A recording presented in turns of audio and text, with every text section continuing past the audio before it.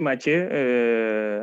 Merci à tous les autres camarades, que ce soit du comité de pilotage, que ce soit de l'organisation, pour le démarrage quand même aujourd'hui de l'activité que ça fait des temps qui a été bien préparée.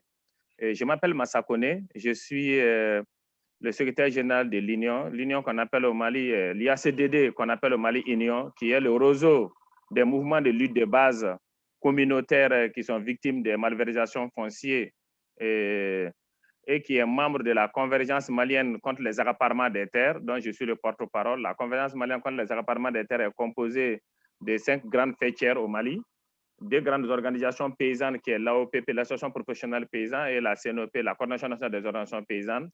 La CAD Mali qui est sur des plaidoyers pour les dettes et le développement. Il y a l'LGDS qui est une ligue pour la défense des droits humains, et il y a aussi l'IACD, mon organisation. Mais qui aussi, la CEMAT aussi fait partie des organisations qui ont initié en Afrique de l'Ouest la convergence globale de lutte pour la terre, l'eau et les semences paysannes. Pourquoi toute cette lutte et pourquoi on s'est trouvé aussi sur cet espace? C'est pour converger avec les autres, parce que nous sommes sur la défense du bien, du commun, qui est la terre, l'eau et les semences paysannes, qui sont ces 3 matières forment l'humanité, forment la vie. Et nous sommes victimes de la malversation de ces 3 matières par le grand système qu'on appelle le système capitaliste, qui, avec ses démembrements qui sont les multinationales, les agences immobilières, tous ceux qui veulent faire du business aussi de propriété privée et sur le dos du monde entier, et qui est à l'origine aujourd'hui de toutes les guerres, toute l'instabilité, toute la pauvreté du monde entier. Donc, nous nous battons vraiment pour qu'on ait une alternative à ça, parce que nous sommes victimes de ce comportement du monde capitaliste.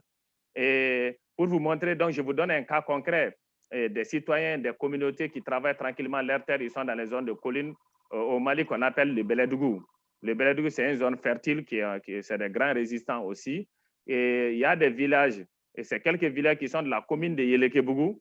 Ces villages, commune de Yélékébougou, cercle de Kati, donc sont sur des terres très fertiles. Mais leur malheur a été que sous leurs terres, il y a des granites, il y a des carrières. Et ces gens, en violation de tout droit et même des lois maliennes, que le gouvernement du Mali, à un moment donné, ces gens ont vu des gens dans les bourses avec des appareils. Pour eux, c'est comme dans tout pays, souvent tu vois le gouvernement qui vient faire des relevés pour des problèmes géographiques et tout. Mais ils sont allés quand même les voir. Ils sont allés les voir, les demander. Ils disent non, nous sommes en train de travailler nous sommes les agents du gouvernement.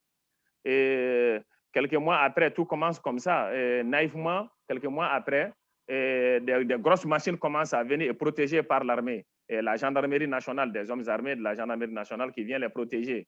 Et ils se commencent maintenant à installer. Vous voyez, le village n'est pas demandé, personne n'est au courant. Le chef de village, qui est considéré dans notre législation comme le premier représentant de l'État, n'est pas demandé. Le maire ne vient faire aucun compte rendu et il commence à installer les machines. C'est l'extraction qui commence. Après, maintenant, quand on est allé les voir, des organisations pour dire, mais on ne comprend pas, nous sommes des humains et des citoyens de ce pays, de ce monde, quand même, pour le petit respect, vous devrez nous demander, nous informer de ce qui se passe. Non, nous sommes sur 20 hectares, nous aurons fait l'extraction de carrières. Et de 20 hectares, ils sont allés maintenant à 200 et ils sont sur juste une superficie d'1 kilomètre carré. Tu vois, donc il y a 4-5 villages encore qui se touchent et chaque année, ce sont des villages qui sont touchés. Mais ils font la production des carrières et les déchets des grosses pierres qui extraient, qui n'ont pas besoin, au lieu de les garder dans l'endroit où ils ont déjà détruit de la nature, non, ils vont aller les verser encore dans les champs d'autres paysans aussi qui vivent de leurs terres, sans indemnité, aucune reconnaissance à leur égard. Or, on a des lois du Mali qui ont presque la prescription acquisitive dans la loi foncière agricole, on a dans le code domanial et foncier, le droit coutumier est reconnu, rien de tout ça. Et donc, c'est des années qui passent, c'est des gens qui sont bousculés. Donc, raison pour laquelle, pour ce comportement, nous, on n'avait pas d'autre choix que maintenant faire des études, parce que pour les amener à la justice, pour attirer l'attention du gouvernement, on a écrit beaucoup de lettres, on a fait beaucoup d'actions, on a fait même des actions à Bamako ici, des grands sittings. C'est la fois où le gouvernement a ouvert le dialogue avec nous. Mais au tout début, ils n'avaient pas de papier, ils n'avaient aucun document. Ça veut dire que toutes ces règles partent de dessus des tables. Ils n'avaient aucun document. Ils étaient à la bénédiction d'un élite de l'environnement. Et maintenant, ces derniers moments, les Chinois, et ce travail est fait par une entreprise qu'on appelle COVEX, une entreprise chinoise. Donc maintenant, ils nous parlent, et même maintenant qu'ils sont en position de force, ils nous montrent un document. Oui, nous sommes dans la légalité. Or, ça fait plus de 4 ans, ils n'étaient pas dans la légalité, ils n'ont rien présenté. Donc, c'est ce qui nous a poussé, nous, vraiment à penser aussi de les amener à la justice. Bien vrai qu'on a moins de chances, mais il faut faire l'action de la justice pour montrer que vraiment, on est des citoyens de ce pays. Bien vrai qu'on a fait l'action administrative. Donc, on a raison pour laquelle on a envoyé des études pour montrer tout ce qui sont en train de faire comme déchets et tout. Bon, on a quelques autorités qui nous ont dit que non, c'est inadmissible, on va vous aider. Et vraiment, on est en train de rassembler toutes les preuves pour les amener à la justice. Qu'on gagne ou pas, on va les faire comme on l'a fait des cas similaires dans beaucoup d'autres endroits. Donc, pour vous dire que nous menons des actions physiques, des actions de résistance, mais on est obligé d'aller avec ces gens à la justice et on a quand même des lois aujourd'hui quand même qui nous aident à les combattre, mais l'application de ces lois par des gens qui sont rentrés dans ce système de mafia est très difficile. Donc, c'était ce cas que je voulais dire.